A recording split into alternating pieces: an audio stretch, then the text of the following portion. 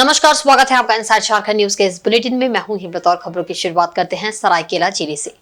झारखंड में आदिवासी बहु बेटियों को दूसरे समाज में शामिल होने के बाद आदिवासी समाज उन्हें स्वीकार नहीं करता। उनके अस्तित्व पर संकट है। ऐसे में झारखंड की बहु बेटियों को बचाना है तो भाजपा को सत्ता में लाना जरूरी है। ये बातें झारखंड के पूर्व मुख्यमंत्री सह भाजपा नेता चंपई सोरेन ने कही। संथाल दौरे से लौटने के बाद चंपई सोरेन अपने कार्यालय में पत्रकारों से वार्ता कर रहे थे। इस दौरान चंपई ने दावा किया कि संथाल प्रमंडल के सभी सीटों पर भाजपा की स्थिति और पकड़ मजबूत है। पूरे राज्य में भाजपा की सरकार बनेगी। उन्होंने कहा कि आज संथाल में बांग्लादेशी घुसपैठ के चलते गांव बस्तियों की स्थिति बदतर है। आदिवासी समाज की मां बहनों को दूसरे समाज में जबरन शामिल किया जाता है। ऐसे में दोबारा आदिवासी समाज उन्हें स्वीकार नहीं करता। चंपई ने कहा कि हर समाज में मां बहन बेटी की सुरक्षा सर्वप्रथम है। भारतीय जनता पार्टी का जीत होगी, अच्छा जीत होगी और सरकार भी बनेगी। राजनीतिक करने वाला राजनीतिक दल में रह के जनता के ना सेवा करना, बिल्कुल, और वहाँ अच्छा सेवा होगा। वहाँ से जो आज पूरा प्रदेश में जो बांग्लादेशी घुसपैठ का बहुत बड़ा मुद्दा है जी, और दूसरा कोई राजनीतिक दल से उस बात को नहीं उठा सकता है। जो भारतीय जनता पार्टी से ही उस बात को उठा सकता है और समाधान का रास्ता भी निकल सकता है। नीति के अनुसार वो दामाद नहीं बन सकता है जी, क्योंकि वो समाज स्वीकार नहीं करेगा। क्योंकि जो आदिवासी महिला दूसरा के यहाँ अगर दूसरा समाज में चल जाएगा, वो बराबर के लिए उस समाज उसको और नहीं मानेगा, बाहर हो जाएगा। इसीलिए वो अधिकार नहीं दिया जा सकता है। और एक एक तो बस्ती जो वहाँ मिटते जा रहा है और आदिवासी परिवार के ऊपर में बहु बेटी के ऊपर में जो है असुरक्षित महसूस करता है। इसलिए बहुत बड़ा हर परिवार, हर समाज माँ बहन बेटी की सुरक्षा पाले। इधर जमशेदपुर के परसुडी थाना क्षेत्र के नामोटोला केनाल रोड स्थित विजय साहू को शुक्रवार देर शाम घर के दरवाजे के सामने अपराधियों ने गोली मार दी। उसे लोगों ने सदर अस्पताल में दाखिल कराया, जहां जांच के बाद चिकित्सकों ने मृत घोषित कर दिया। मृतक क्षेत्र में अवैध रूप से शराब का कारोबार थाना की सेटिंग गेटिंग से करता था। पुलिस ने मामले में परसुडी गोबरा टोला निवासी टिंकू गोप को हिरासत में लिया है। उससे पूछताछ की जा रही है। घटना के बाद विधि व्यवस्था डीएसपी तौकीर आलम समेत कई अधिकारी मौके पर पहुंचे। घटनास्थल का निरीक्षण कर मामले की जानकारी आसपास के लोगों से ली। अपराधियों की पहचान के लिए पुलिस सीसीटीवी कैमरा खंगाल रही है। घटनास्थल से पुलिस ने 5 खोखा बरामद किया है। हत्या का कारण अवैध शराब के धंधे में व्यवसायिक वर्चस्व से जुड़ा होना सामने आ रहा है। परसुडी में जगह जगह अवैध शराब के धंधेबाज सक्रिय है। विजय साहू ने 2 शादी की थी। पहली पत्नी परसुडी छोटा हनुमान मंदिर रोड के पास और दूसरी पत्नी नामोटोला में रहती है। पहली पत्नी से 1 बेटा बेटी और दूसरी पत्नी से 2 बेटी है। इधर मृतक के साथियों ने बताया कि शुक्रवार दोपहर को चांदनी चौक के पास विजय साहू का विवाद परसुडी के शंकरपुर निवासी टिंकू गोप के साथ हुआ था। उससे टिंकू गोप ने रुपए और बाइक की चाबी छीन ली थी। इसकी शिकायत लेकर विजय साहू परसुडी थाना गया, जहां मौके पर मौजूद अधिकारी ने उसे शाम में आने को कहा था। शुक्रवार शाम 6 बजे के करीब जब वह परसुडी हालुदबनी में पहली पत्नी के घर से बाइक से दूसरी पत्नी के घर नामोटोला जाने के लिए निकला, तभी घर के दरवाजे पर बाइक सवार 3 अपराधी पीछे से पहुंचे, कनपट्टी में सटाकर गोली मार दी, जिससे वह जमीन पर गिर गया। मृतक की दूसरी पत्नी ने हत्या का आरोप टिंकू गोप और अन्य पर लगाया है।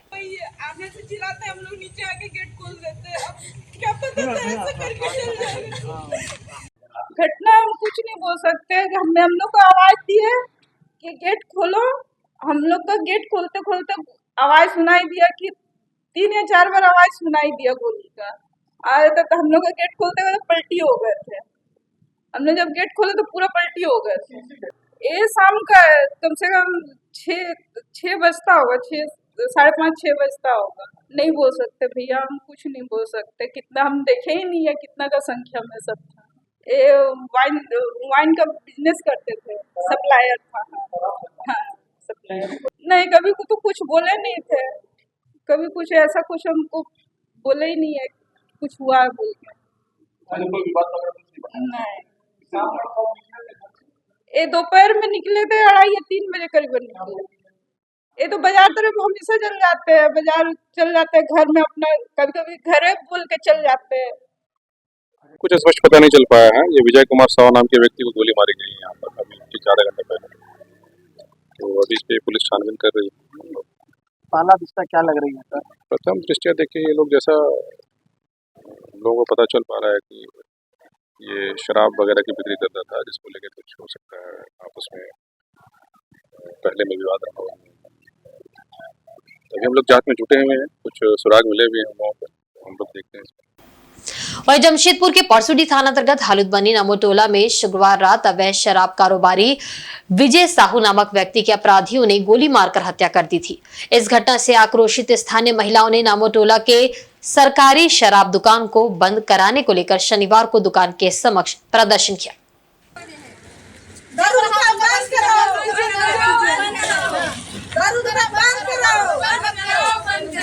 इस दौरान परसुडी पुलिस के विरोध में नारेबाजी की गई। महिलाओं का कहना था कि यहां रियायत इलाका है, इस जगह में शराब दुकान खुल जाने से आए दिन मारपीट की घटना होती रहती है। आने जाने वाली युवतियों से शराब के नशे में धुत लड़के छेड़छाड़ और अपशब्द का प्रयोग करते हैं।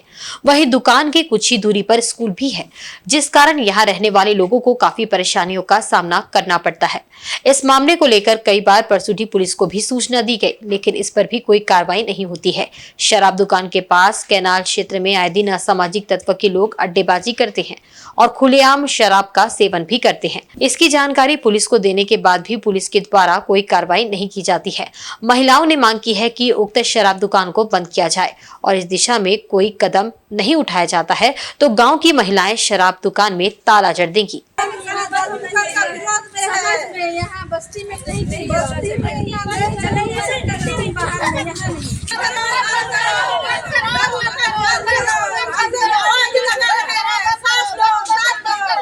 बस्ती मोहल्ला में दारू दुकान खुला है। कल रात को हम लोग का यहाँ पर मर्डर हुआ है, ठीक है।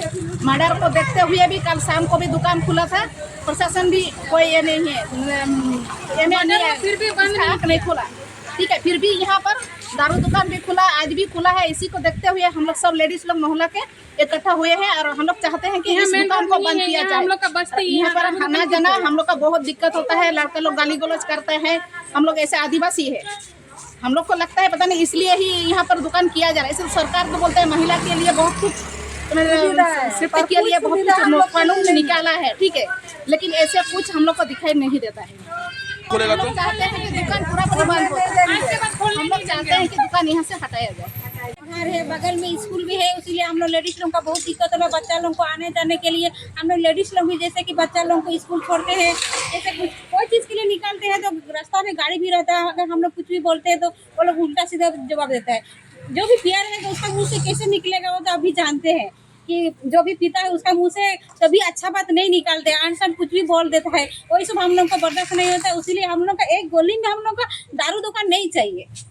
जैसे बगल में है, बच्चा लोग भी आना जाना के लिए वो लोग भी एक देखेगा तो दारू दुकान लोग भी अच्छा थोड़ी सीखेगा। दारू दुकान देखे उसका कोई भी पता करे क्या है। हम लोग को दारू दुकान नहीं चाहिए। कोई भी सामान नहीं हम लोग निकालते हैं तो यहाँ गाड़ी खड़ा रहता है, दारू पीता है हम लोग का रास्ता में। कार तो बगल में है, अभी देखते हैं, देखिए कार का बगल में, इसीलिए यहाँ दारू दुकान नहीं चाहिए। हम लोग यही लेडीज हम लोग ये सब हम लोग बोलते हैं कि यहाँ पर दारू दुकान ही नहीं हो। झारखंड शिक्षा परियोजना परिषद के कर्मियों ने अपनी लंबित मांगों पर विचार न किए जाने से आक्रोशित होकर चरणबद्ध आंदोलन शुरू कर दिया है। इसी क्रम में जमशेदपुर के जिला शिक्षा कार्यालय के समक्ष झारखंड शिक्षक परियोजना परिषद कर्मी संघ ने धरना प्रदर्शन किया।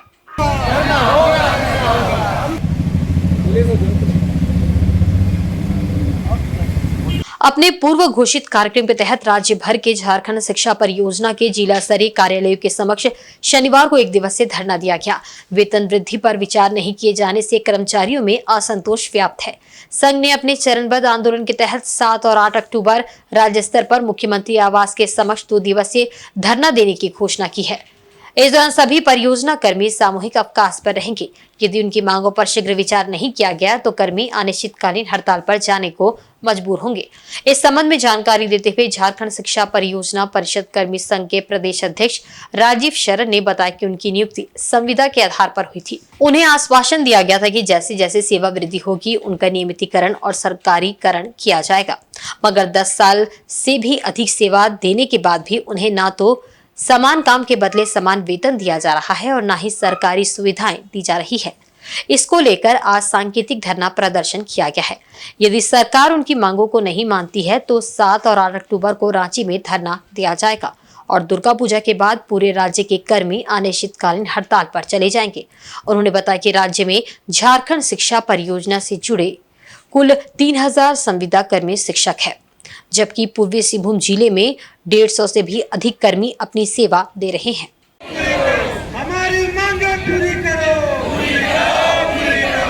अनुबंध 50% वेतन को भी करना होगा।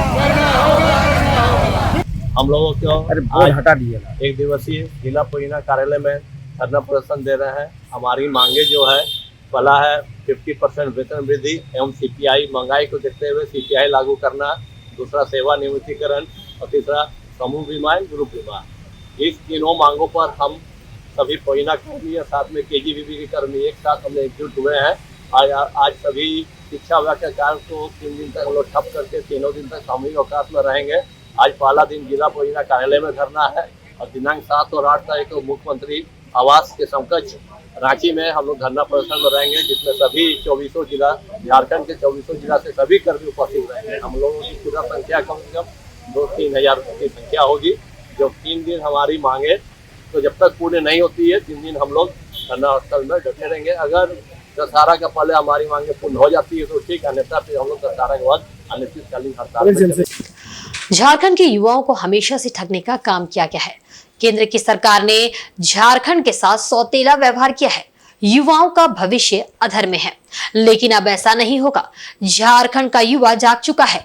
ये बातें आदित्यपुर सरना महासभा के सदस्य और पूर्व कांग्रेस नेता दीकूराम मांझी के पुत्र सुधाकर हांसदा ने कही।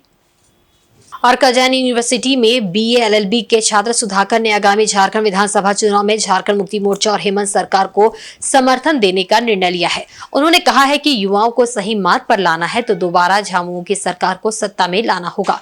झारखंड की राजनीति में युवाओं की भी भागीदारी सुनिश्चित करनी है।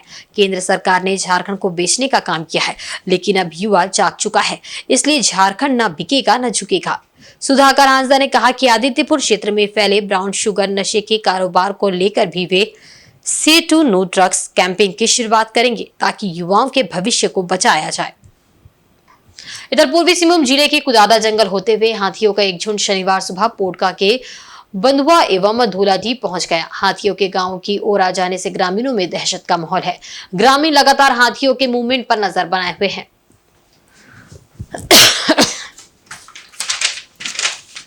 ग्रामीणों का कहना है कि सुबह के 5 बजे 2 बड़े एवं एक छोटा हाथी आते देखा गया है।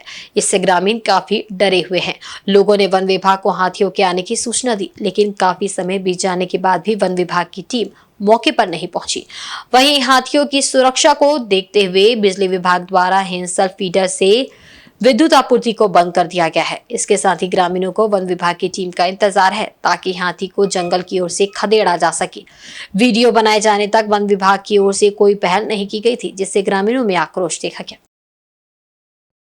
इसलिए निकले हैं आज कि युवाओं को अपने साथ जोड़कर, जो हमारा युवा वर्ग का देश, तो हमारा सबसे यूथ कंट्री है हमारा भारत, तो युवाओं को आगे निकल के अपना भविष्य का खुद से ही मतलब निर्णय लेना होगा कि आने वाला कौन सा राजनीतिक पार्टी यहाँ आएगा ताकि हमारा भविष्य अच्छा हो। हमारी योजना रहेगी शिक्षा को लेकर आगे रहेंगे। सामाजिक स्तर पे, राजनीतिक स्तर पे और आर्थिक स्तर पे हम लोग सबको मजबूत कर सकते हैं, यूथ को और पूरे समाज को। सरायकेला कस्बा जिला के कुकड़ू हाट मैदान में ईचागढ़ मुक्ति संकल्प सभा का आयोजन किया गया। सभा में मुख्य अतिथि के रूप में झारखंड आंदोलनकारी समाज सेवी सह स्वच्छ चांडिल स्वस्थ चांडिल के संस्थापक सुखराम हेम्ब्रम उपस्थित थे। अतिथि का गुलदस्ता देकर स्वागत किया गया। इस दौरान झाड़ग्राम के शिल्पी महतो एंड टीम द्वारा सांस्कृतिक कार्यक्रम की प्रस्तुति दी गई। ग्रामीणों का कहना है कि सुबह के 5 बजे 2 बड़े एवं एक छोटा हाथी आते देखा गया है। इससे ग्रामीण काफी डरे हुए हैं। लोगों ने वन विभाग को हाथियों के आने की सूचना दी, लेकिन काफी समय बीत जाने के बाद भी वन विभाग की टीम मौके पर नहीं पहुंची। वहीं हाथियों की सुरक्षा को देखते हुए बिजली विभाग द्वारा हिंसल फीडर से विद्युत आपूर्ति को बंद कर दिया गया है। इसके साथ ही ग्रामीणों को वन विभाग की टीम का इंतजार है ताकि हाथी को जंगल की ओर से खदेड़ा जा सके।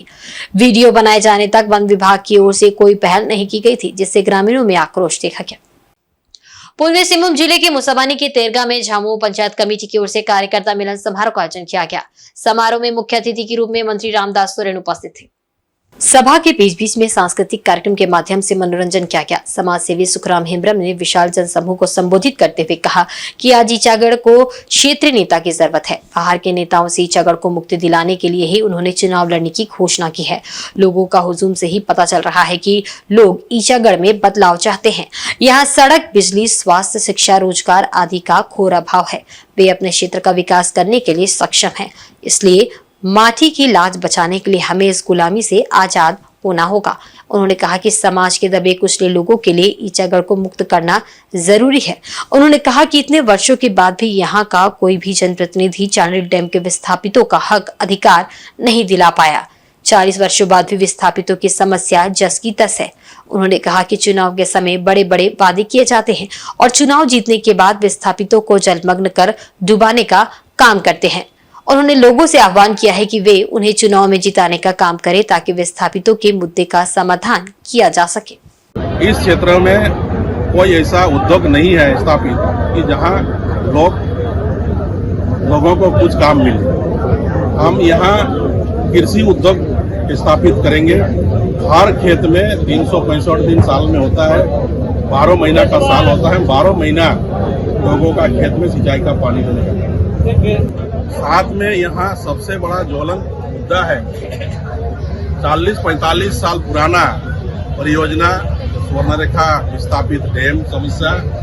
भाई निश्चित रूप से आज बहुत पीड़ा लगता है जो बारिश के समय ऐसे कोई गांव 20-30 गांव हमको लगता है आज भी 143 या 83 स्टोरेज जब पानी हो जाता है तो ऐसे गांव में पानी घुसता है। तो मेरा सबसे प्रमुख मुद्दा होगा कि डैम का समस्या 45 साल से जो समाधान नहीं हुआ है उसको प्राथमिकता देकर के समाधान किया जाएगा। आज लोग निश्चित रूप से उस बात को समझ गया है कि हम लोग पिछले 7 टर्म वोट देकर के अपना हक अधिकार से वंचित हुए हैं।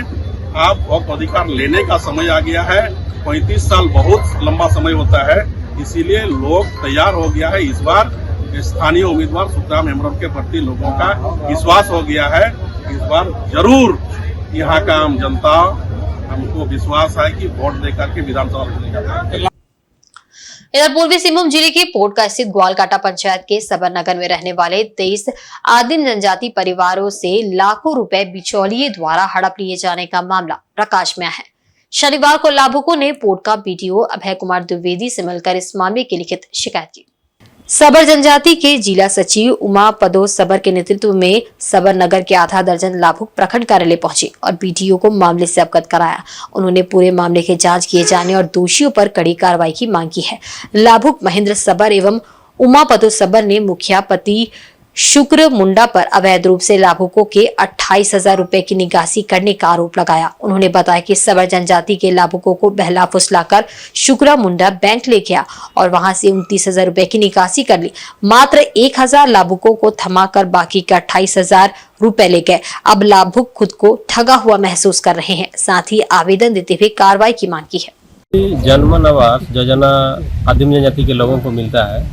इसी में पूर्वी सिंहभूम जिला के पोटका प्रखंड के ग्वालकाटा पंचायत अंतर्गत सबरनगर गांव में और सहारजुरी गांव में इसका सबर लोगों को एक जगह सबरनगर में 23 आवास था और एक जगह 11 आवास था, सेंसन हुआ था।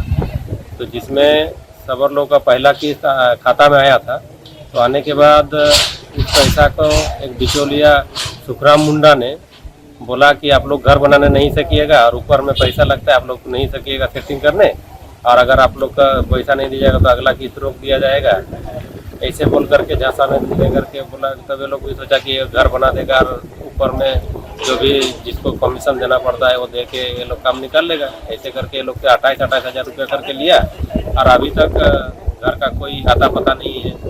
और वो अभी कहने पूछने पे कहता है कि जब महंगाई कम होगा, अभी महंगाई बहुत ज़्यादा है, अभी हम घर नहीं बना सकते हैं, जब महंगाई कम होगा तब हम घर बना लेंगे। ऐसे करके टरका रहा है, लगभग 6-7 महीना हो गया और अभी उसको घर बनाने की दिशा में कोई पहल नहीं हो रहा है। और सरायकेला जिला के आदित्यपुर शेरे पंजाब चौक आनंद भवन के पास स्थित जलपान रेस्टोरेंट के किचन में शुक्रवार देर शाम अचानक आग लग गई। गैस पाइप में लीकेज होने के कारण ये घटना घटी। किचन में आग लगने से वहां अफरा तफरी मच गई। हालांकि रेस्टोरेंट के कर्मचारियों ने सूझबूझ दिखाते हुए अग्निशमक यंत्र से फौरन आग बुझा दिया। बताया जाता है कि रेस्टोरेंट के किचन में एलपीजी का पाइप लीकेज कर रहा था, जिस पर किसी का ध्यान नहीं गया। थोड़ी देर बाद अचानक ही आग लग गई। हालांकि कर्मचारियों ने तुरंत ही आग पर काबू पा लिया, अन्यथा एक बड़ा हादसा हो सकता था। इधर घटना की जानकारी आदित्यपुर पॉलिटेक्निक कॉलेज के पास स्थित झारखंड अग्निशमन दल को दी गई। दमकल के पहुंचने से पूर्व ही रेस्टोरेंट कर्मियों ने आग बुझा लिया, जिसकी दमकल कर्मियों ने काफी सराहना की। बता दें कि आग लगी की इस घटना में ज्यादा नुकसान नहीं हुआ है।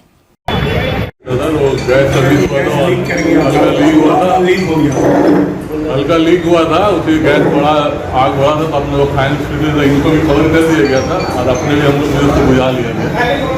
किसी का नुकसान नहीं ना किसी तरह का, किसी तरह कोई। और वक्त तो चला एक बहुत ही छोटे से ब्रेक का। ब्रेक के बाद खबरें और भी आप देखते रहे इनसाइड झारखंड न्यूज।